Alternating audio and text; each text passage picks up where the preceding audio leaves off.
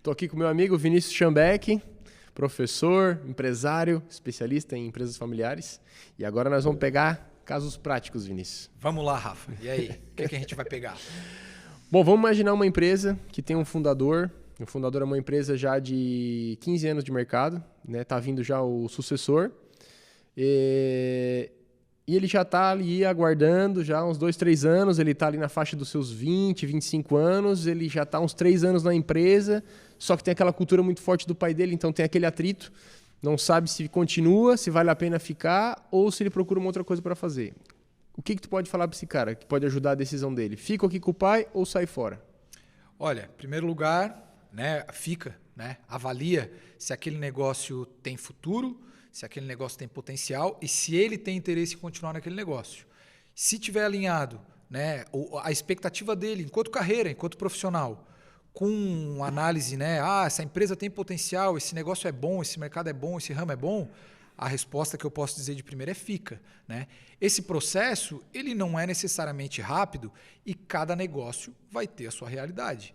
Né? Porque vai depender também do estágio que esse jovem está. Ele é novo, tem 25 anos, mas ele está preparado, estudou, tem experiência, tem conhecimento, tem maturidade para já assumir o lugar do pai, do fundador? Se a resposta for sim, aí é uma história. Mas via de regra não costuma ser tão rápido. Né? Então, assim, para entender se aquilo ali faz sentido, é claro que quando o sucessor ele costuma... Isso é um problema comum. Ansioso? O sucessor costuma achar...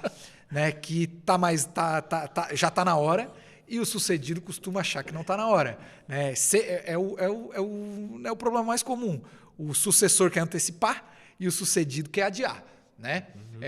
Por quê? Porque, poxa, o cara fundou aquele negócio, o cara montou tudo aquilo, ele quer ter segurança de que ele vai passar aquilo para quem for cuidar, para quem está preparado. Pô, o cara não vai pegar o negócio que eu construí e vai quebrar aqui do dia para a noite. Da mesma forma que aquele jovem, aquele filho vai dizer, poxa, mas eu já estou aqui há 3 anos, né? Eu já conheço tudo do que acontece aqui, poxa, pode te aposentar, sai, deixa que eu toco tudo aqui. Essa é uma expectativa que esse sucessor tem.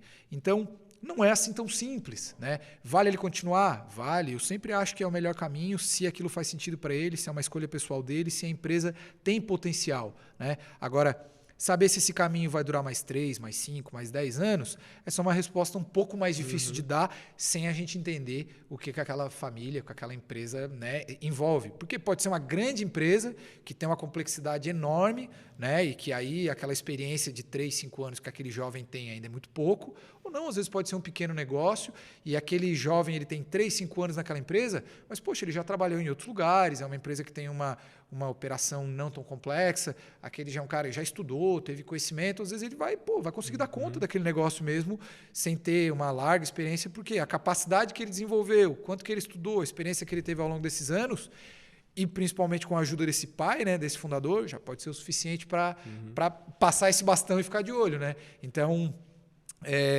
eu sou sempre otimista, sou sempre de achar que vale a pena esperar. Eu acho que sim, né? Eu acho que muitas empresas familiares acabam não dando certo. Mas por quê? Pelos mesmos problemas que as não familiares dão errado, que é falta de profissionalização da gestão. Né? Então, não é diferente. Os motivos de fracasso de empresa familiar geralmente são os mesmos que são, ou muito parecidos, né, com os das empresas não familiares.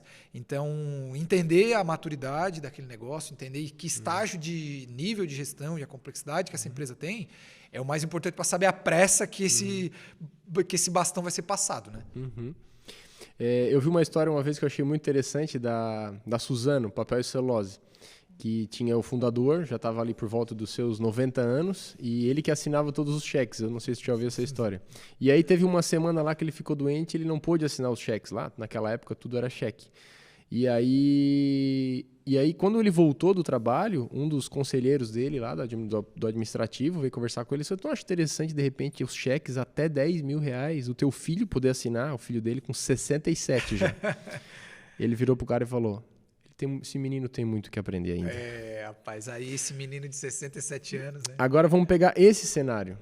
Esse cenário, eu não queria falar de empresa grande, que é muito fora da nossa realidade aqui, mas vamos falar de uma empresa um pouco menor, uma loja que vende seus R$ 200.000 por mês, que já é mais realidade, onde a gente tem um sucessor que tem o interesse de ficar, de receber esse bastão, mas de que ele já está lá há cerca de 25, 30 anos na empresa e a sucessão não acontece e o pai continua lá opinando e ele já conversou com o pai que ele quer e teve essa conversa franca, o pai disse que vai passar o bastão, mas não passa, ou então passou, ó, tá aqui filho, é teu, a empresa é tua, mas continua indo... Passou, mas não largou, né? Passou, mas não largou, continua indo na empresa e dando pitaco, mesmo dizendo que não faz parte mais da gestão e óbvio, né, a força que tem as palavras do fundador quando ele está na empresa, imagina, ele tem funcionários de 20, 30 anos ali trabalhando com ele, então as pessoas acabam obedecendo o fundador e não mais o novo gestor que é o filho, né? Acabam ainda na figura do fundador.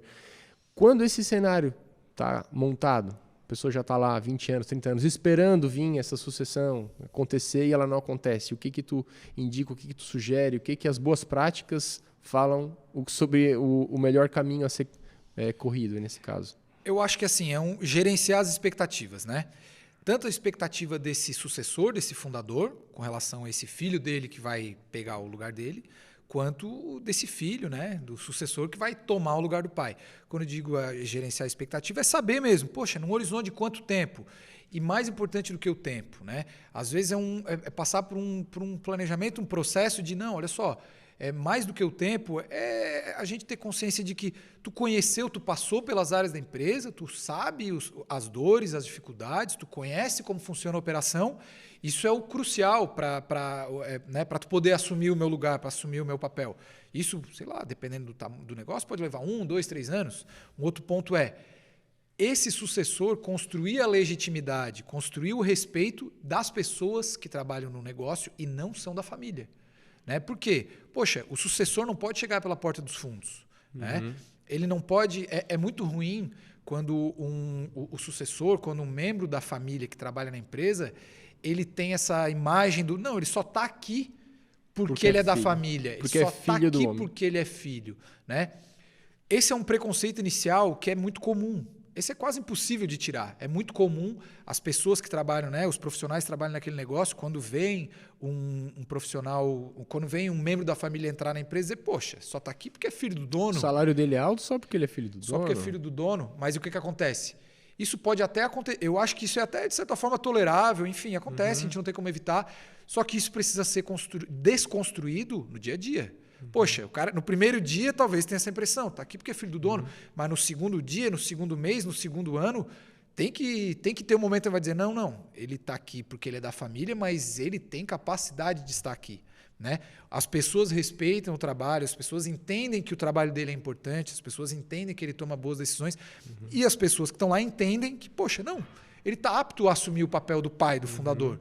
Então, até trocar essa ideia com os outros pares, com os outros profissionais da empresa, que não são da família, e que sabem, que conhecem do negócio, eles também são pessoas indicadas para dizer se aquele sucessor está apto, né, a assumir a cadeira ali do principal, do diretor, do fundador, né, do presidente. Porque essas pessoas conhecem muito daquele negócio. Né, e são pessoas neutras, em muitos casos, porque elas não são da família. Então, ouvir a empresa, ouvir o negócio, né, ouvir a empresa dizer se aquela pessoa está pronta, também é um ponto bem importante. E, claro, esse sucessor se preparou, se capacitou, estudou, ele conhece daquele negócio, né? Ele tem maturidade para tomar as decisões. E quando eu digo maturidade, não é só maturidade, aquele conhecimento duro, o hard skill que a gente fala, né? Conhecer de finanças, de contabilidade, administração. Poxa, ele tem as habilidades emocionais ali que precisa para sentar naquela cadeira, que vai ter que tomar decisões difíceis, às vezes vai ter que tomar decisões impopulares e que vai afetar e que vai deixar alguém triste, vai deixar, né? Vai ter que fazer uma demissão, um corte, fechar uma unidade, uma filial. Poxa, né? Isso pode ser uma empresa grande, como pode ser uma pequena, que você falou, pô, eu tenho um varejo aqui, que não é um grande varejo, é um pequeno negócio que fatura lá 100, 200 mil. Também vou ter decisões difíceis para tomar. Né? Vai ter que chegar uma hora que eu vou ter que renegociar com o fornecedor, porque o mês foi ruim e eu não tenho dinheiro para pagar todas as contas. E aí, ele vai ter maturidade para enfrentar aquelas situações de adversidade? Porque é mais fácil a gente tocar o negócio quando está tudo bem. Né? Agora, quando está difícil, é onde a gente testa, né? Então, e aquela máxima, né? Mar calmo não faz bom marinheiro. Então, esse sucessor passar também por tempestade, por mar revolto, vai fazer parte do processo dele. Agora, né, nesse exemplo da Suzano, onde o fundador está lá e o filhote lá, o bebê de 65, 67 anos, não está pronto ainda, aí me parece um pouco exagerado. Né? Real. Até porque o que acontece planejar esse processo é crucial, porque tu comentou aí, ele ficou doente uma semana, não pôde assinar os cheques, mas infelizmente ele pode ficar doente por mais de uma semana, ele pode ficar com uma doença mais grave, ele pode vir a falecer e tal, do dia para a noite. E aí? É melhor fazer esse processo de maneira repentina, do dia para a noite, ou fazer esse processo né, de maneira programada? Então, né, eu acho que nessa situação, talvez está um pouco tardia. Né? Assim como a gente vê algumas situações onde se antecipa muito e, opa, peraí, ele não deu conta. Volta atrás, chama o cabelo branco de volta, vamos reorganizar a casa e vamos, né, e vamos botar as coisas no eixo, talvez tenha sido precipitado. Esse feeling, né, esse equilíbrio, cada família, cada negócio vai procurar achar. Né? Sempre quando fala a palavra sucessão, o que vem na minha cabeça é qual é o melhor momento para fazer a sucessão. Quanto antes, melhor. Quanto antes, melhor. Quanto antes, melhor. E aqui a gente está falando de alguns casos empresariais, mas a gente podia ampliar um pouco isso também para patrimônio e família. Porque quando o funcionário vai mal numa empresa, ele é demitido. Ele não tem competência. Mas quando um familiar vai mal, como é que funciona isso? Isso é uma coisa legal de a gente falar, porque é o seguinte, né? A empresa tem uma dinâmica de funcionamento oposta da família. Por que oposta? Como é que funciona numa empresa? Né? Como tu falou, a empresa tem um sujeito lá que não está desempenhando bem, ele é mandado embora. Por quê? O interesse da empresa é maior do que de um indivíduo, de uma pessoa. Na família, se a gente tem um familiar, não vou nem falar do negócio, tem um familiar que está tendo problema, que, sei lá, ele tem lá um usuário de droga, um problema com o alcoolismo. Pô, a gente demite parente da família? Não, a gente acolhe. Né? Então, a família... Né? Acaba sendo esse que acolhe. Então, todos os membros da família são importantes. Então, cada membro é importante. Então, a gente vai querer unificar e tá todo mundo ali. Então, essa dinâmica é oposta. Né? Na empresa, a gente procura ver o que é melhor para a empresa. Na família, a gente procura ver o que é melhor para cada membro da família, porque a gente quer todo mundo coeso, unido. A gente não quer mandar ninguém embora, né, da família. Então, a gente entender e saber como juntar essas duas coisas é fundamental. Né? E como que a gente faz isso? Né? A gente tem que cuidar, como tu falou aqui, né? Dentro de uma empresa familiar, de uma família empresária, isso é uma coisa legal de a gente falar, a gente procura, tem um modelo que é muito, muito famoso, muito conhecido, um modelo de leitura de família empresária, que é o modelo dos 3 círculos, o modelo dos 3 Cs, que ele coloca dentro de uma dinâmica as 3 esferas que envolvem uma família empresária, uma empresa familiar, que é o quê? A esfera do negócio da empresa, a esfera da família, aquele grupo familiar, e a esfera do patrimônio, né, dos bens, do que essa empresa tem. Tá? As coisas podem ser vistas juntos? Podem. Podem ser vistas separadas? Podem. E aí é onde é muito importante a gente entender o que cada esfera daquela exerce. Por quê? A empresa tem um interesse, o patrimônio tem uma forma de lidar e a família tem uma forma de lidar. Como é que eu lido com a empresa, com o negócio? Da mesma forma que eu lido com qualquer empresa, né? Seja familiar ou não. O quê? Eu vou ter que ter pessoas capacitadas, vou ter que ter processos bem definidos, vou ter que ter uma boa estrutura, vou ter que cuidar bem do dinheiro, cuidar bem do caixa, cuidar bem da compra, cuidar bem da venda. Ou seja, uma família empresária olha para o seu negócio da mesma forma que qualquer empresa olha. Por quê? Se a empresa está bem, né, é o primeiro passo para servir a família. Quando eu olho para a família, é justamente esse pai, esse filho, essa mãe, que fazem parte, né, dessa família empresária, eles estão coesos, né, eles estão sabendo das informações, de tudo que acontece lá, de tudo não, mas assim, do que é necessário essa família, os membros da família saber sobre o que acontece no negócio, ou sobre o seu patrimônio, né, e o patrimônio, que é esse terceiro círculo, que ele não necessariamente tem a ver com o negócio, que é o que antes a gente deu o exemplo aqui de falar do sítio da família, da casa na praia, do Sabe um imóvel. cenário que eu queria falar que eu acho interessante? Tu imaginar uma loja de bicicleta que vende 200 mil por mês e o pai, ao longo do tempo, fez 6 kitnets para alugar e são 4 filhos. Então, a gente está falando do patrimônio que são as kitnets que rendem um aluguel, que é uma aposentadoria, e a gente tem a loja, que vende ali seus 200 mil por mês, e a gente tem os 4 filhos. Então, esses círculos, como é que funciona? Nesse caso aqui, né, a gente está olhando para as kitnets, esse patrimônio, isso é patrimônio. O círculo da família é aquele ali, né? São os filhos, o pai, a esposa, e o negócio é essa loja de bicicletas, né?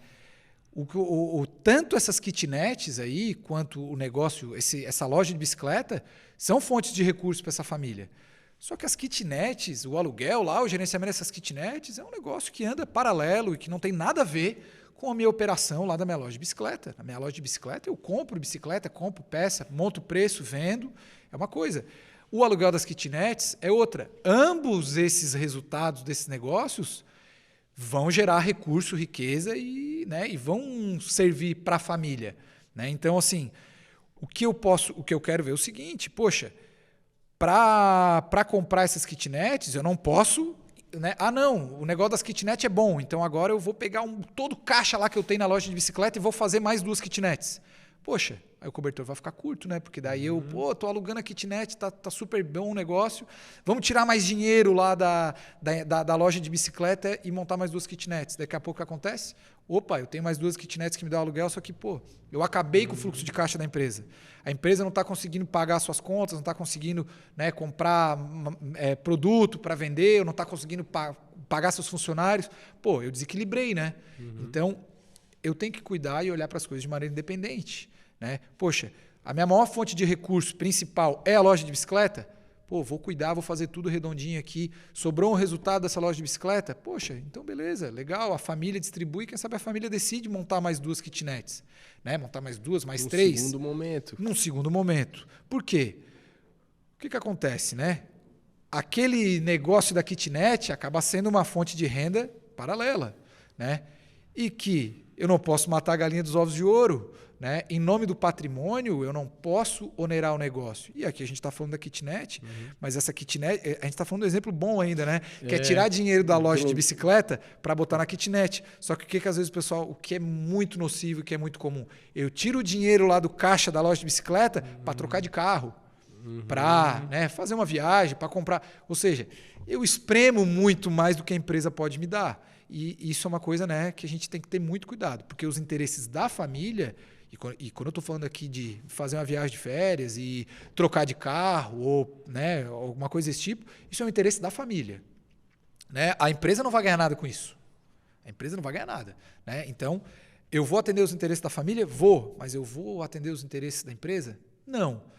Não, só que pelo contrário, vou fazer o oposto também. Não, vou só reinvestir. Todo lucro só reinvisto, só reinvisto, só reinvisto. Poxa, aquela família que sua tanto, que abdica tanto do seu tempo, que é comum, né? A família, às vezes, o tempo é super comum, principalmente em pequenas empresas. Aquela família está lá ralando dia e noite, né? Todo dia, está lá envolvido no negócio. Muitas vezes trabalha fim de semana, trabalha de noite, né? E, poxa, não vai tirar um período para usufruir do resultado daquele negócio? Não vai tirar, fazer umas férias? Não vai conseguir comprar um bem, trocar de carro, comprar alguma coisa que tem interesse? São 3 contas de investimento. São 3 contas diferentes. E investir no negócio é pegar o dinheiro do próprio negócio e reinvestir nele para que ele dê mais resultados. O patrimônio é reinvestir no patrimônio para que lá na frente, né, ninguém passe necessidades. E o investir na família é exatamente isso, né, em passeios com a família, né, trazer de volta a família, porque a família unida vai trazer um reforço para o patrimônio, vai trazer um reforço para a empresa. Então, as 3 contas, as 3 bolas têm que estar equilibradas para que elas cresçam, para que só melhore o resultado. É perfeito, é isso aí, Rafa. À medida que a gente equilibra os interesses e as vontades desses 3 círculos, a gente tem uma divisão saudável. A gente nem pega o nosso patrimônio lá, vou pegar a kitnet, vou vender essas kitnets e vou trocar de carro. Poxa, mas talvez ali na frente aquele dinheiro vai fazer falta para aquela família, né? Porque aquele aluguel lá e tudo mais, era uma fonte de renda importante. E da mesma forma também não vou explorar muito ali o negócio para atender os interesses da família e aí a família vai viver bem, confortável, no luxo, mas o patrimônio está se esfarelando e o negócio também está indo mal porque não tem caixa. Né? Ou seja, eu desequilibrei, né? Atendi os interesses da família, que isso é um problema muito comum em empresa familiar, família empresária. Que é o quê? Eu tenho uma vida confortável, luxo, compro carro, compro apartamento, compro casa na praia, compro iate, compro não sei o quê, achando que nunca vai acabar o dinheiro lá, ou seja, o patrimônio, ou seja, lá o caixa da empresa. E aí, daqui a pouco, eu esvazio meu patrimônio, quebro a empresa, e o que vai acontecer? A família vai brigar. Né? Por quê? Porque fatalmente a família vai entrar em crise, porque vai faltar dinheiro, vai faltar isso, então eu vou desequilibrar essa equação. O dinheiro ele não traz felicidade, mas a falta do dinheiro traz bastante problema, né? O dinheiro, é isso aí. O dinheiro ele não traz felicidade, mas ele traz uma vida confortável, né? Então, ele ajuda a gente ter uma vida boa e conseguir fazer coisas boas. O dinheiro ajuda, inclusive, a ter mais momentos em família. Né? A conseguir fazer isso, conseguir, ralamos aqui durante um bom tempo, conseguimos juntar um dinheiro na empresa e comprar um sítio. É para lá que todo final de semana a família vai, fica junto, curte.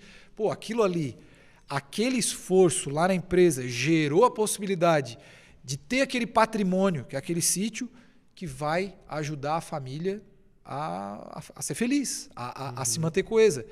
As três coisas vão ficar equilibradinhas, né? Vai funcionar bem. Agora, eu só trabalho. Passo 7 dias por semana, 12 horas por dia na empresa. Trabalho.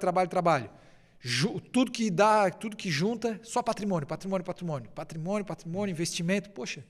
Não uso nada daquilo, não uso o tempo que eu tenho ou o dinheiro que eu construí para aproveitar e fazer com que a família seja coesa.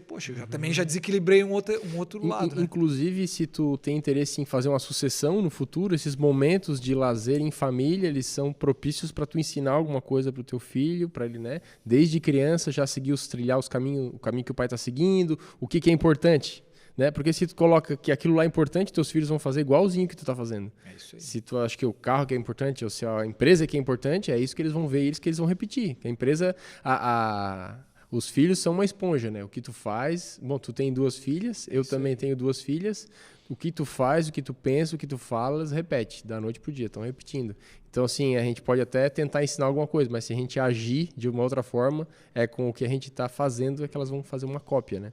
É isso aí. A gente fala, mas né, elas vão, todo mundo, né, aprende no exemplo. Né? E com filho, a gente tem 2 em casa, a gente sabe como é. A gente pode falar. Mas se a gente fizer um negócio diferente,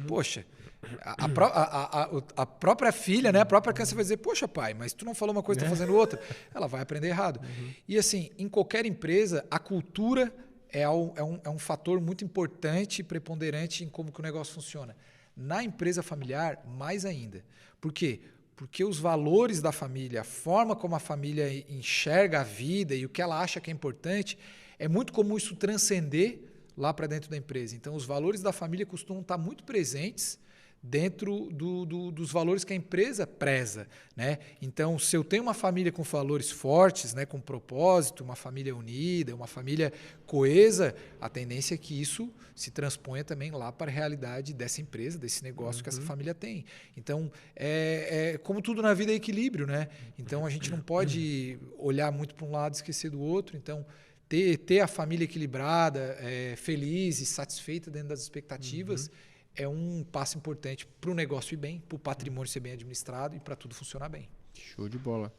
Um negócio que eu acho bem interessante, que está bem na moda agora, é essa tal de holding familiar. Holding familiar, só se fala de holding familiar porque é um método agora para tu colocar o patrimônio lá, que facilita a vida de todo mundo. E inclusive eu tenho uma com a minha família, né, com meu pai, com meus pais, com meus irmãos, e eu tenho uma com a minha esposa também.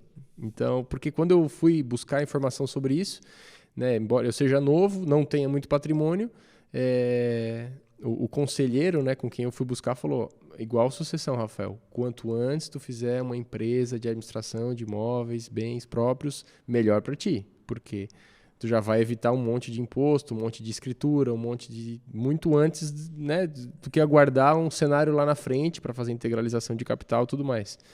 Estou falando já um pouco mais de nomenclatura, de práticas, de como é que funciona isso, porque a pergunta que eu tenho é essa, né? O que é essa holding, afinal de contas? Né? Para que ela serve?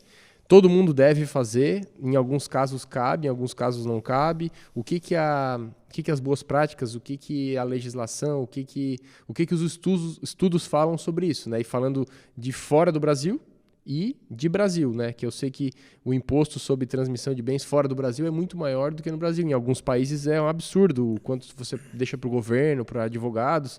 E no Brasil tem essa tendência de aumentar esse imposto, né? Para copiar os outros países. Então, na tua opinião, essa holding familiar ela é uma ferramenta boa? O que ela é, afinal de contas, né? Por que tem esse nome? O que seria a holding familiar? Bom, a holding familiar ela é um instrumento, né? E antes de a gente falar do instrumento, mais importante, é importante fazer holding familiar? Pode ser que sim, só que mais importante é fazer o quê? Sucessão patrimonial. Né? E aí a gente vai ver se é através da holding, se é através do testamento, se é através de diversas formas que podem ter. Só que o mais importante é, como tu falou, quanto antes melhor? Sim. Quanto antes melhor eu me preocupar com a sucessão patrimonial, menos dor de cabeça, que é o mais importante de tudo, menos dor de cabeça eu vou ter, menos gastos, né, prejuízo ou coisa dessa natureza. Por quê? Por que menos dor de cabeça? Porque é o seguinte, a gente estava até agora falando de sucessão no negócio, né? A sucessão no negócio é uma coisa que a gente vai fazendo dentro de um processo porque é da natureza do negócio em si. Agora, a sucessão do patrimônio já é algo mais prático, já é algo até mais técnico, que envolve aí questões contábeis, tributárias, legais, fiscais. Então, a gente procura o quê?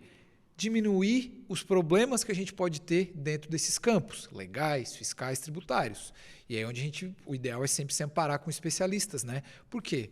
Poxa, vamos ser bem prático, né? A gente está falando de sucessão patrimonial.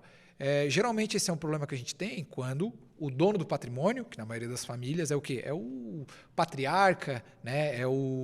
É a matriarca, é aquele fundador da empresa. Então, a gente costuma ter esse problema quando o quê? Quando ele vem a faltar, quando ele vem a morrer. A troca de mãos, né? A herança por si só se dá nisso, né? Quando sai da mão de um para o outro. Poxa, e ninguém gosta, né, de ter essa preocupação num momento difícil, que é num momento de fragilidade, num momento onde tudo que tu não quer pensar em patrimônio. Né? Porque, pô, tu está ali sofrendo a perda de um pai, de uma mãe, de um avô, né? daquele ente querido. Então, se a gente consegue antecipar isso, a primeira coisa que faz é o quê? É dizimar, né, uma dor de cabeça, um problema, enfim, às vezes até uma situação de litígio, porque, poxa, imagina, Rafa, numa situação que tu está fragilizado, tu tem que sentar com teu pai, com a tua irmã, com o teu irmão, para falar, poxa, olha vamos só, dividir o que vamos sobrou, dividir aqui, vamos não sei o quê. Tem um gasto. É isso aí, poxa, mas será que o pai queria que a gente fizesse assim? Poxa, ele não está mais aqui para dizer. Por que esse pai não faz isso enquanto está vivo? Né? Por que ele não combina com os filhos, com a esposa, ou então essa mulher combina com o marido e com os filhos? Por quê? Poxa, vamos fazer tudo em vida. A gente coloca isso tudo de maneira planejada, às claras, economiza tempo, economiza dor de cabeça, evita litígio e briga, justamente porque, poxa, eu tenho certeza que a gente tem 2 filhas, a última coisa que eu quero é que um dia as minhas filhas venham a brigar por causa de patrimônio que eu vou deixar para elas. E tenho certeza que qualquer fundador, o pai, pensa da mesma forma, né? Porque tudo que um pai não quer é ver os filhos brigando, principalmente por causa de patrimônio. Então, quando a gente usa, por exemplo, como tu falou, um instrumento da holding, é o quê? É um instrumento jurídico, é uma empresa onde a gente vai lá, constitui essa empresa, coloca o patrimônio, né? Vamos lá, de maneira bem prática, né? Um pai, né? O pai casado lá com a esposa, esse casal, né, que a gente o mais comum é isso, né? É um casal que construiu, por mais às vezes que a esposa não trabalhe no negócio, mas poxa, ela estava ali ralando e acompanhando e sendo parceira durante muitos anos. Esse casal construiu esse patrimônio ao longo da vida e agora eles têm 2, 3 filhos, né? Poxa, vai deixar para passar esse patrimônio só depois que vier a faltar, que vier a falecer? Não, não precisa. Por quê? A partir do momento que esses filhos, né, já fazem parte da família, eu posso, então, por exemplo, criar essa holding, onde eu pego todo o patrimônio que esse casal construiu, coloco lá dentro, ou seja, integralizo, né, que é o termo técnico que a gente chama, dentro dessa empresa, dessa holding, e aí, um determinado momento depois, eu vou fazer ali, né, um procedimento legal, que é doar essas cotas, né, que eu tenho, esse pai, essa mãe, esses fundadores, esses patriarcas aí, vão doar essas cotas para os filhos. todo imóvel vira cotas. É isso aí. Porque o que acontece? A gente pega lá, né? Esse casal tem um apartamento, tem uma casa na praia, tem um sítio e tem uma sala comercial lá que eles têm fonte de aluguel. Pega esses 4 imóveis, integraliza, né? no capital social dessa empresa, e aí aquilo ali vai estar, né? Vai ser patrimônio daquela empresa, né? Tá parte do capital social. E aí depois eu pego aquele patrimônio todo que está ali. E aí eu vou fazer o quê? Vou pegar as cotas que esse casal tem, vamos dizer, é um casal ali, né, um homem e uma mulher, tem 50% de cada. Poxa, doamos essas cotas para os nossos filhos. E aí tem os instrumentos legais, que é, né, cláusulas de usufruto vitalício, né, que indicam que esse casal, eles vão, enquanto forem vivos, eles vão ter o usufruto daquelas cotas que representam aquele patrimônio e eles vão ter autonomia sobre aquele patrimônio. Ou seja, eu tô passando bastão, mas eu tô com uma cordinha amarrada, né? Se der algum problema, eu puxo ela de volta. Mas o que eu evito, eu já deixo combinado que no dia que eu não estiver aqui, aquele apartamento, aquele sítio, aquilo já são dos meus filhos. E no dia que eu vier a faltar, então, eles vão ser os proprietários de fato, mas já está tudo colocado no papel, descritinho, que aquele patrimônio vai pertencer para aqueles filhos e, né, aquilo não vai gerar nenhuma dor, não vai ter nenhuma surpresa, né, no dia que tiver que fazer essa sucessão. Então, eu faço tudo isso em vida, antecipo, e então essa dor de cabeça eu já tenho. Além de que, como tu falou, né, Rafa, a parte de economia, né? Pode parecer no primeiro momento que quando a gente fala de holding ou de testamento ou de sucessão, poxa, mas eu vou ter que desembolsar agora para fazer isso, eu vou ter que montar uma holding, né? Montar essa empresa, eu vou ter que doar essas cotas e pagar o ITCMD, que é esse imposto, né? Que incide, vou ter que gastar isso agora, poxa, mas, né? Vai ter que gastar depois também, né? Talvez até mais. Talvez até mais. Então, na verdade, não é um gasto adicional, é uma antecipação planejada e que muitas vezes eu vou até conseguir economizar, né? Por quê? Poxa, hoje a gente está falando, e essa é uma conversa boa de ter agora no cenário que a gente está no Brasil, né? Porque a gente está na iminência de uma reforma tributária e que esse é um item que vai pesar, né? Porque o que acontece? ITCMD, vamos falar da nossa realidade, Santa Catarina. O ITCMD é o quê? Vamos lá, ITCMD é um imposto sobre transmissão por causa-mortes ou doação. Tá? Então, o que acontece? Eu coloquei esse patrimônio numa holding, né? Eu coloquei esse patrimônio todo lá dentro de uma empresa. Então, a partir do momento que eu coloco lá, esses imóveis viram patrimônio da empresa e aí eu pego depois essas cotas dessa empresa, né, essa participação, e eu dou para o meu filho. Isso é o que a gente chama de sucessão patrimonial. Tá? Eu vou pegar as cotas dessa empresa e vou doar para os meus filhos. Pô, mas eu tenho que pagar para doar? Tem. No Brasil, a gente tem que pagar para doar. Né? Esse é o ITCMD, o famoso imposto de herança. Né? E o que acontece? No caso aqui a gente está falando de doação, então, imposto sobre transmissão de causa-mortes ou doação. Então, quando eu doar essas cotas, esse imposto vai incidir. Só que ele também vai incidir por causa-mortes. Né? Então, assim, é o mesmo imposto, é o mesmo tributo. Só que hoje, em Santa Catarina, por sinal, tem já a maior alíquota do Brasil. É uma alíquota escalonada, que vai de 1% a 7%. E a reforma tributária, se não me engano, aí, claro, a reforma ainda está em votação, ainda pode ter mudanças, mas ela coloca...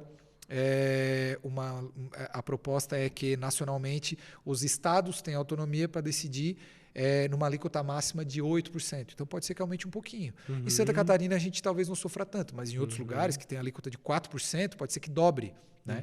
Em outros estados do Brasil.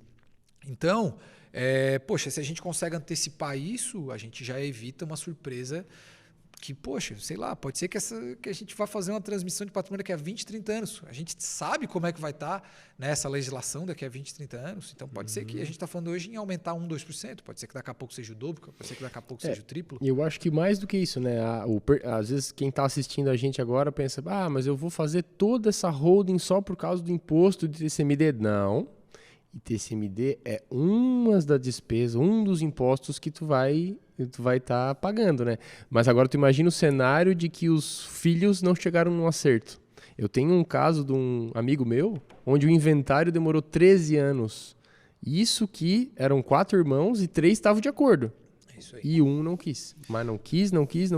Então, tu imagina o custo de oportunidade de 13 anos de um inventário mal feito, de uma sucessão que não aconteceu, mais o ITCMD que vai ter que pagar de qualquer jeito, mais impostos, cada um vai pagar os honorários do seu advogado. Não existe quem ganha e quem perde num inventário mal feito, porque os dois advogados vão receber igual, então todo mundo acaba perdendo. É um perde-perde. É um perde-perde. É um perde-perde. Não, o custo, olha aí, ó, custo de oportunidade, de tempo, custo financeiro envolvendo advogado, um custo que a gente não mensura, mas que dói muito, que é o custo do litígio, da briga. Às vezes isso pode ser um motivo de irmãos não se falarem mais pro resto da vida. Né? Então, por quê? Porque a gente está fazendo o quê? Quando uma situação como essa do teu amigo, a gente está pegando um patrimônio que era de uma ou duas pessoas, ou seja, lá do pai e da mãe, e está dizendo para outras pessoas decidir o que fazer com aquele patrimônio. Outras pessoas, no caso, os filhos, e aí daqui a pouco um juiz e alguma coisa assim. Poxa, por que o proprietário, o dono, o cara que construiu aquele patrimônio não decide em vida o que fazer com aquele patrimônio? Poxa, é dele.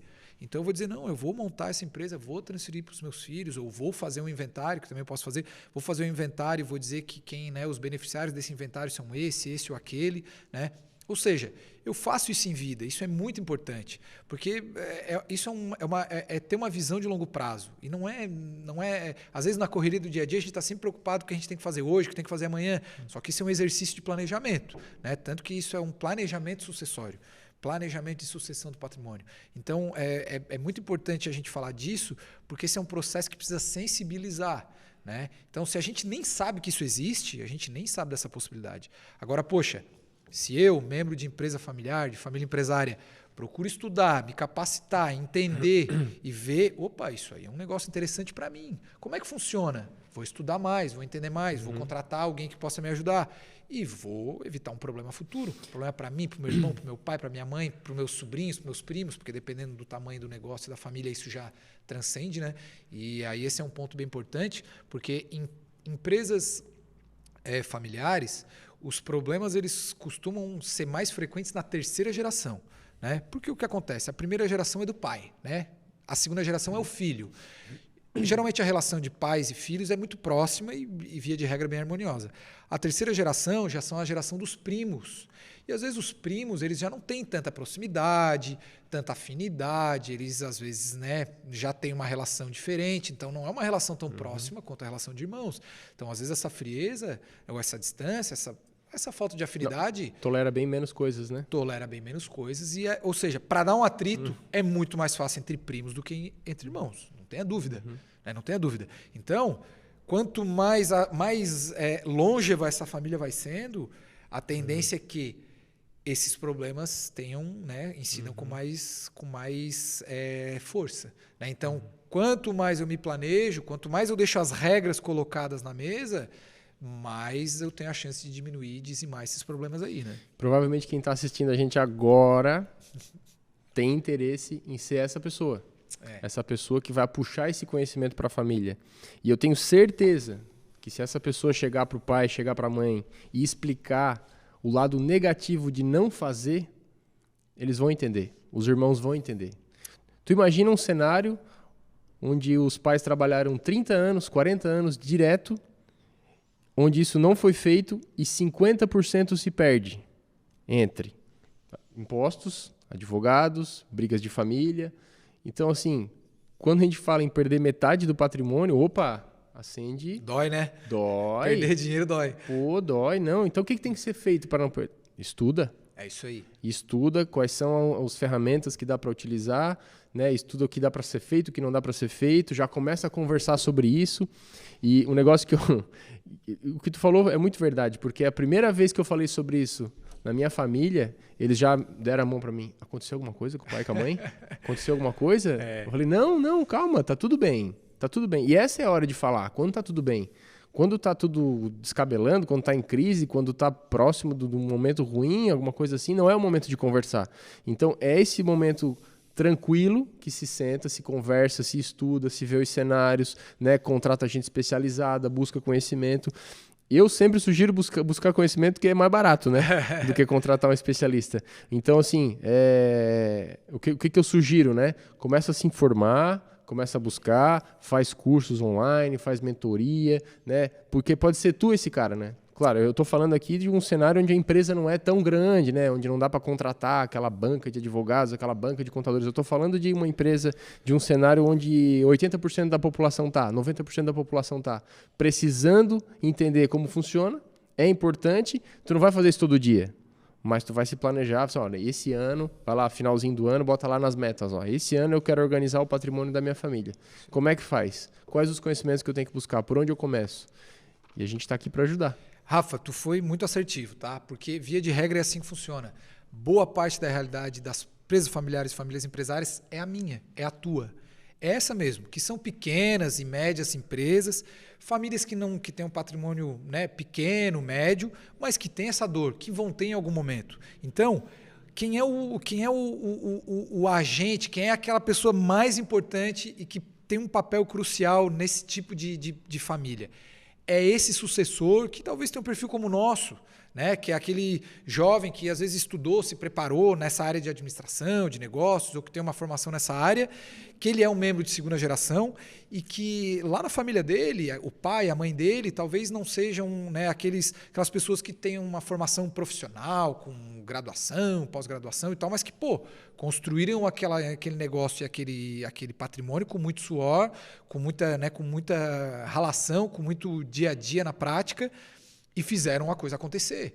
E agora o negócio já está no outro estágio, que esse sucessor da segunda geração vem já trabalhar numa empresa um pouco mais profissional e ele é um agente fundamental para disseminar a importância de adotar esses conhecimentos, essa sucessão patrimonial, de tratar o negócio de maneira profissional, ou seja, de construir essa família empresária. É a partir dessa mentalidade que a gente vai construindo essa ideia de família empresária.